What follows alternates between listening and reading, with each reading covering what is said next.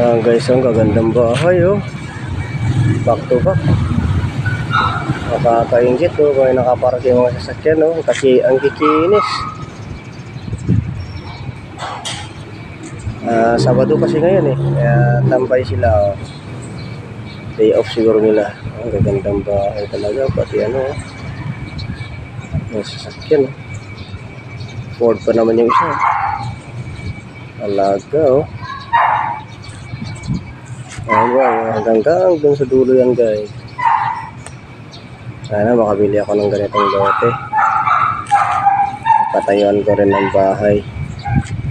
Magsama-sama kami mga magkakapatid oh. Ayan oh. Kahit may kasalanan mga kapatid ko sa akin, tutulungan ko pa rin. Kahit ayaw nila sa akin, tutulungan ko pa rin oh. Ganda ng bahay, ang tangkad oh.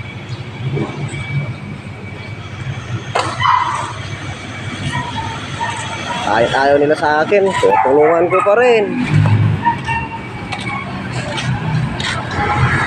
Ganun kasi ang isip ko guys eh. Pagka pamilya ko, pamilya talaga eh.